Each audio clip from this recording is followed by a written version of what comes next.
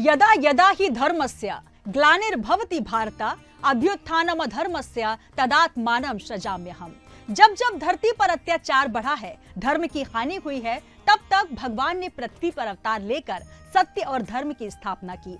इसी पावन उद्देश्य से भाद्रपद मास की कृष्ण पक्ष की अष्टमी तिथि पर अर्धरात्रि में भगवान विष्णु के 8वें अवतार प्रभु श्री कृष्ण का अवतरण हुआ। जन्माष्टमी के इस पावन पर्व का हिंदू धर्म में बहुत ज्यादा महत्व है।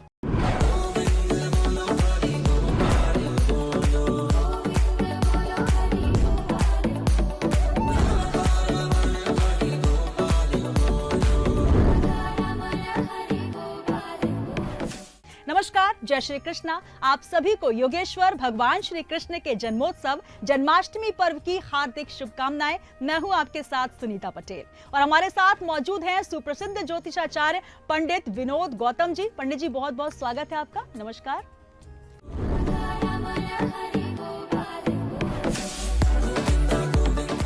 तो आज पंडित जी, जैसा कि जन्माष्टमी का ये पर्व है और हमारे हिंदू धर्म में बहुत खास माना गया है इसे, तो आज हम बहुत सारी चर्चा भी करेंगे। भगवान श्री कृष्ण के विभिन्न स्वरूपों पर भी विस्तार से चर्चा करेंगे और साथ ही मुहूर्त की अगर बात कर लें पंडित जी, क्योंकि ये कहा जा रहा है कि इस बार जन्माष्टमी के इस पावन पर्व पर वही मुहूर्त बन रहे हैं जब भगवान द्वापर में उस समय अवतरित हुए थे, जब लगातार कंस का जो एक अत्याचार है वो बढ़ रहा था और भगवान श्री कृष्ण ने जन्म लिया। जी, बहुत अच्छा आपका प्रश्न है। और जो शुरुआती प्रश्न है उसमें पर्व के महत्व और उसकी जो श्रेष्ठता है वो किस प्रकार से हम जान सकते हैं, इस विषय पर अगर देखा जाए तो इस बार का जो कृष्ण जन्माष्टमी का पर्व है वो एक विशेष योग संयोगों को लेकर के आया है। यही कारण है कि इस बार जो स्मार्त और वैष्णव का जो झगड़ा होता था मुहूर्त को लेकर के, क्योंकि स्मार्त और वैष्णव कोई अष्टमी तिथि के हिसाब से, कोई रोहिणी नक्षत्र के हिसाब से व्रत करता था, तो उस व्रत में ये जो झगड़ा है वो इस बार नहीं हो सकेगा। और पूरे देश में, चाहे वो मथुरा वृंदावन हो, चाहे वो आपका भोपाल हो, चाहे वो किसी भी देश के कोने कोने में एक ही तिथि पर, एक ही समय पर जन्माष्टमी की पूजा और जो जन्माष्टमी का जो भगवान का जो जन्मावतार है और जो उनका जो उत्सव है जन्मोत्सव, वो सब एक ही समय पर मनाया जा रहा है। ये एक विशेष बड़ी है। ये 30 साल बाद लगभग संयोग बना है। और इस बार हम सब लोग जो जन्मोत्सव मनाएंगे वो भगवान का 5251वां जन्मोत्सव मना रहे हैं। 5251 वर्ष के भगवान श्री कृष्ण की स्थिति अपन समझ सकते हैं कि 5251 वर्ष के भगवान श्री कृष्ण जी हो गए हैं। और इनके जन्म के समय इस बार जो मुहूर्त बन रहे हैं, जन्म के समय जो योग संयोग बन रहे हैं, तो इस समय पर रात्रि में वृष राशि पर तो चंद्रमा पहले से ही आ जाएंगे, 25 तारीख को ही आ जाएंगे। और 26 तारीख को रात्रि में 12 बजे जब भगवान श्री कृष्ण जी का जन्म शास्त्रों में बताया गया है, उस समय पर वृष राशि पर चंद्रमा रहेंगे। रोहिणी नक्षत्र का योग संयोग रहेगा, साथ ही अष्टमी तिथि भी रहेगी। अर्थात अष्टमी तिथि, रोहिणी नक्षत्र, वृष राशि का चंद्रमा और वृष राशि और वृष लग्न में देखा जाए तो जो सूर्य हैं वो अपनी स्वयं की राशि सिंह में विराजमान है। अर्थात योग संयोग की दृष्टि से इस समय पर द्वापर युग के योगों का अंतरण हो गया है कलयुग में। तो इस समय पर जो पूजा पाठ इत्यादि हम उनके भगवान के लिए करते हैं, जो भी हम झांकियाँ सजाते हैं, चाहे वो कर्म के द्वारा हो, चाहे वो व्रत के द्वारा हो, चाहे वो किसी प्रकार से आपका उनके लिए किया गया समर्पण हो, वह सभी प्रकार का बहुत ही अत्यंत 1000 गुना फल देने वाला है। इस दिन सर्वार्थ सिद्धि योग रात से प्रारंभ हो जाएगा। जैसे ही 8:35 होंगे सर्वार्थ सिद्धि योग प्रारंभ हो जाएगा। आपका व्रत का पूजन का मुहूर्त शुरू हो जाएगा। 8:35 के बाद नक्षत्र काल का प्रवेश हो जाएगा और तिथि काल का प्रवेश तो प्रातः ही हो चुका है। तो ऐसे में पूरे देश में ये जो व्रतोत्सव है ये मनाया जाएगा। चूंकि ये व्रतोत्सव, व्रत उत्सव और त्योहार तीनों की श्रेणी में आता है, अतः ये त्रिग्रही योग बना रहा है। अर्थात ये इस दिन लोग व्रत भी करते हैं, इस दिन जन्मोत्सव भी मनाते हैं और त्योहार भी मनाते हैं। जी। तो जन्माष्टमी और व्रतोत्सव त्योहार और व्रत पूजन इत्यादि के तीनों गुणों के होने के कारण ये त्रिगुणी योग का इस बार जो जन्माष्टमी है वो त्रियोगों में आ गई है। तो ऐसे में देखा जाए तो द्वापर युग के ही जो प्रभाव हैं वो कलयुग में जन्माष्टमी के दिन प्राप्त हो रहे हैं।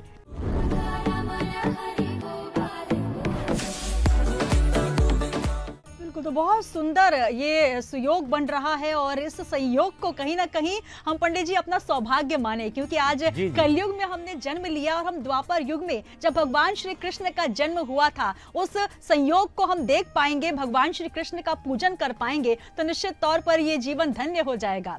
तो श्री कृष्ण जन्माष्टमी भाद्र मास की श्री कृष्ण पक्ष की अष्टमी तिथि को मनाया जाता है। पंडित जी अगर बात करें भगवान श्री कृष्ण के तमाम स्वरूपों का, जब वो उनका बाल स्वरूप होता है तो लगता है कि हर बालक भगवान श्री कृष्ण की तरह हो। जब हम उनके थोड़े बाल्यकाल से ऊपर बात करते हैं, जब भगवान श्री कृष्ण रास रचाते हैं तो वाकई लगता है कि धरती पर प्रेम इतना पवित्र और पावन हो सकता है। अगर हम बात करते हैं योगेश्वर कृष्ण की, जब वो अर्जुन को किम कर्तव्य विमूढ़ स्थिति में ज्ञान देते हैं तो वो गीता सदियों तक के लिए एक शाश्वत पाठ हो जाता है। तो कहीं ना कहीं हर रूप में भगवान श्री कृष्ण हमें कुछ न कुछ संदेश देते हैं।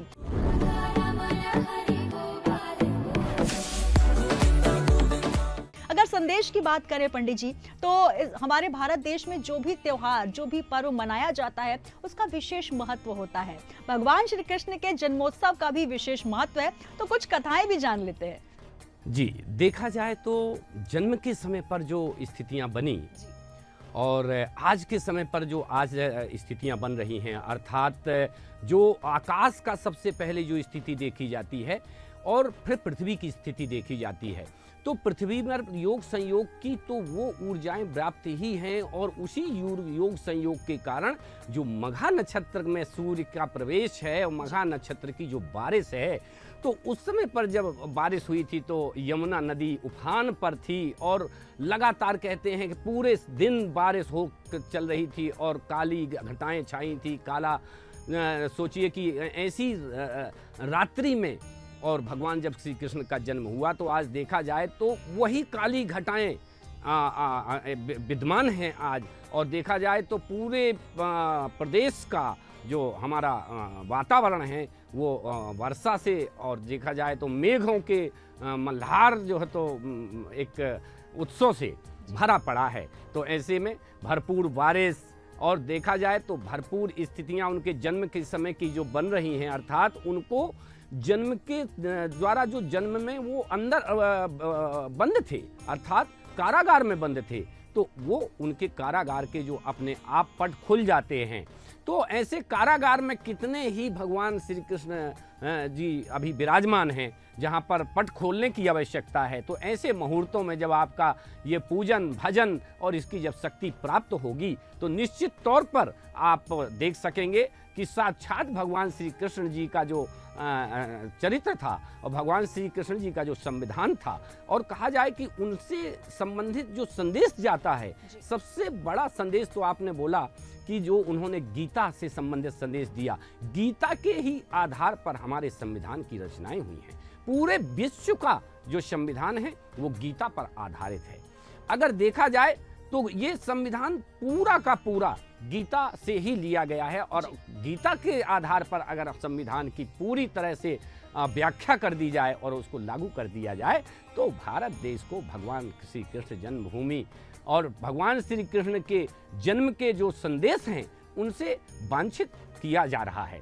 ऐसा अगर मान लिया जाए तो निश्चित तौर पर इस जन्माष्टमी में हमको और भी बेहतर तरीके से हमको कार्य करना है, संदेश से सबक लेना चाहिए। और पंडित जी उस समय की हम बात करें जब भगवान श्री कृष्ण ने जन्म लिया, जब आपने कहा कि जमुना जी उफान पर थी और कहीं ना कहीं भगवान श्री कृष्ण के पैर पखारने के लिए वो आतुर थी, तो जब हम पूजन की बात करते हैं भगवान श्री कृष्ण की तो उसी समय का मुहूर्त लिया जाता है और कहा जाता है कि 12 बजे जो है हमें पूजन करना चाहिए। तो आपने एक जो हमारा आशंका थी कि कब मनाए जन्माष्टमी, ये तो स्पष्ट कर ही दिया है, लेकिन जन्माष्टमी के दिन किस तरीके से विधि विधान से पूजन अर्चन करें और सबसे श्रेष्ठ मुहूर्त पूजन का क्या रहेगा?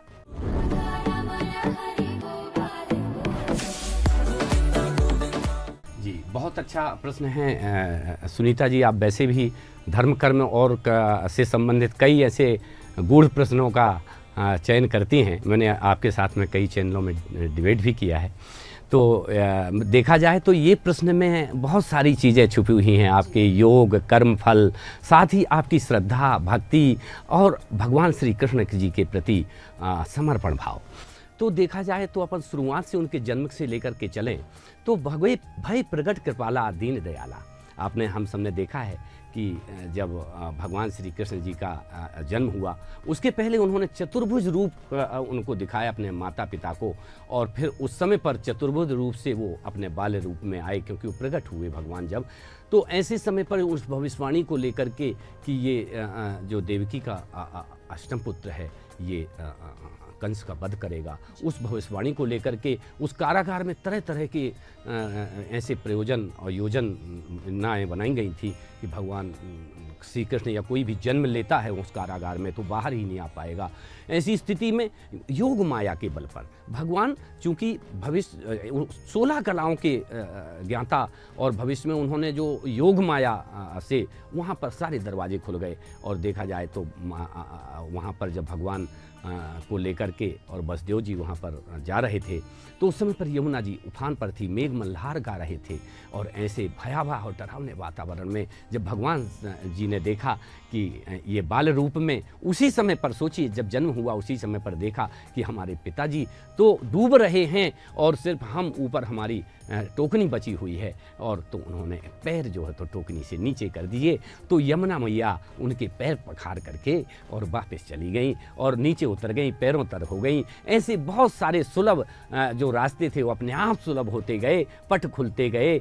और ऐसे समय पर नंद बाबा जी के यहाँ पर प्रवेश किया, ऐसे समय पर प्रवेश किया जिस समय पर नंद बाबा जी और सभी वहाँ पर एक योग माया के आधार पर सो रहे थे। वहाँ कन्या का जन्म हुआ, कन्या को लेकर के वापस और भगवान श्री कृष्ण को वहाँ पर विराजमान करके और वहाँ पर सीधे जब आते हैं तो उसी प्रकार से वहाँ पर वो पटबंद मिलते हैं। और जब योग माया के बल पर वो कन्या बोलती है कि तेरा तो जो बालक है, जो तेरा दुश्मन है, जो तेरा मारने वाला है, वो पैदा हो चुका है, तब कंस जो है तो उसको उठा करके और फेंकने की कोशिश करता है। योग माया से वो जो माता स्वयं जगदम्बा थी के रूप में थी, वो कंस को दर्शन दे करके और विलुप्त हो जाती है।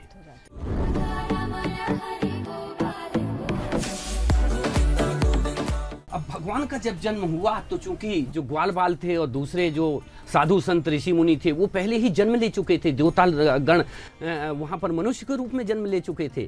तो मथुरा वृंदावन के आसपास का जो वातावरण था वो पहले से पता था कि भगवान श्री कृष्ण का जन्म होने वाला है। और जो स्मार्त वैष्णव संप्रदाय के लोग थे, जो गृहस्थ लोग थे, उनको बाद में पता चला कि भगवान का कृष्ण जन्म हुआ। इसलिए स्मार्त और वैष्णव अर्थात रोहिणी नक्षत्र और अष्टमी तिथि के जो मुहूर्त हैं वो इस बार एक समान आ रहे हैं। देखा जाए तो रात्रि में 12 बजे जब चंद्रमा वृष राशि पर रहेंगे और वृष लग्न रहेगी, उस समय पूजा का जो भगवान के जन्म का मुहूर्त है वो प्रारंभ हो जाएगा। लता पत्रादि कंचविदो बर्तते तरणी मर्मो, अर्थात देखा जाए तो हमारे पास जो सामग्री है उसके अनुसार श्रद्धा और भक्ति भाव के साथ में भगवान का पूजन करना चाहिए, उनका जन्मोत्सव मनाना चाहिए। और ऐसी स्थिति में अगर आप सपरिवार अगर शामिल होते हैं, परिवार सहित यह पूजा करते हैं, क्योंकि ये एक सपरिवारिक पूजा है, पारिवारिक पूजा है, व्रत त्योहार और इस तीनों श्रेणियों में आती है, पर्व की श्रेणी में आती है।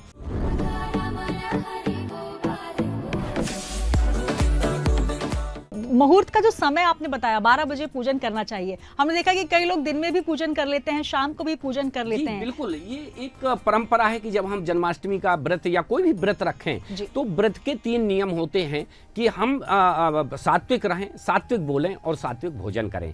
तो ऐसे में जब व्रत की शुरुआत प्रातः से हो जाती है तो प्रातः जब व्रत का संकल्प लेते हैं तो एक शुरुआती पूजन और ध्यान हो जाता है, जाप हो जाता है, उस समय पर शेष पूजा शुरू हो जाती है। और चूंकि प्रातः से ही अष्टमी तिथि प्रारंभ हो जाएगी और शाम के समय से, जैसे शाम के समय प्रदोष काल में भी कुछ लोग पूजा करते हैं, तो जो नियमित पूजा करते हैं वो तो करते ही हैं, लेकिन जो व्रत की पूजा करते हैं वो बाल भोग के रूप में भगवान को 3 टाइम का भोजन, मतलब जब वो व्रत करते हैं उस समय बाल भोग लगाते हैं, फिर इसके बाद दोपहर करके जब पूजन करते हैं तो उस समय पर उनको दोपहर का भोजन करवाते हैं, शाम के समय उनको संध्या वंदन पूजन करके भोग लगाते हैं। इसके बाद 8 बजे के बाद जैसे ही रोहिणी नक्षत्र शुरू हो जाएगा 8:30 के बाद, वैसे ही आप देखिए कि सभी जगह भगवान के पूजन का पूरी तरह से एक प्रफुल्लित मुहूर्त प्रारंभ हो जाएगा और जो पूरी रात्रि भर जन्मोत्सव के रूप में मनाया जाएगा। बिल्कुल, तो मथुरा हो, वृंदावन हो या फिर हिंदुस्तान का कोई सा भी कोना, या फिर आप विदेशों में भी देखिए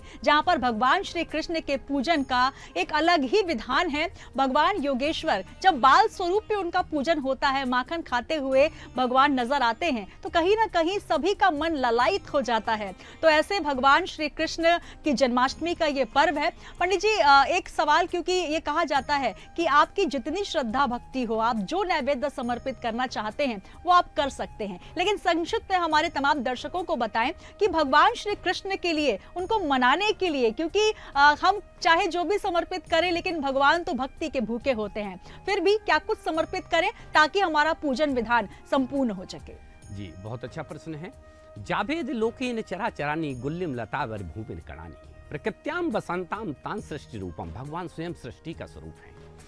तो ऐसे में सृष्टि से संबंधित जो आपको लता पत्रा जो भी आपके पास उपलब्ध है, लेकिन विशेष तौर पर दधी माखन का भोग उनको विशेष तौर पर प्रिय है, अर्थात माखन और मिश्री आपके भोग में अवश्य होनी चाहिए। साथ ही कंदमूल फल जो भी आपके पास उपयुक्त ऋतु फल हों उनको जरूर अर्पण करना चाहिए। और ऐसे में भगवान को पूजा में के समय उनको दूध इत्यादि से बढ़िया सभी प्रकार के गंगा जल, पंचामृत इत्यादि से स्नान करा करके, विधिवत उनको वस्त्र धारण करा करके, हल्दी, चावल, चंदन इत्यादि लगा करके, सुसज्जित करके एक आसन पर बिठार करके भोजन कराना चाहिए, भोग लगाना चाहिए, क्योंकि वो आपके घर में विराजमान हुए हैं। ऐसे व्रत करने से जिन स्त्रियों को संतान नहीं होती है, उनके परिवार जो है तो प्रफुल्लित हो जाते हैं, उनको संतान की प्राप्ति होती है। जिन कुंवारी कन्याओं को वर की प्राप्ति नहीं हो पा रही, उनको मनोवांछित वर की प्राप्ति होती है। तो ये सभी प्रकार के विधान पौराणिक हैं और इसमें कोई संदेह नहीं होना चाहिए, क्योंकि देखा जाए तो सभी प्रकार के योग संयोग इस बार के चूँकि जो ये पर्व आ रहा है जन्मोत्सव का, इसमें वर्णित हैं। और हम इस बार भगवान का 5251वां जन्मदिन दिवस मना रहे हैं। तो ये जो अवतरण दिवस है, इसकी सभी को शुभकामनाएं।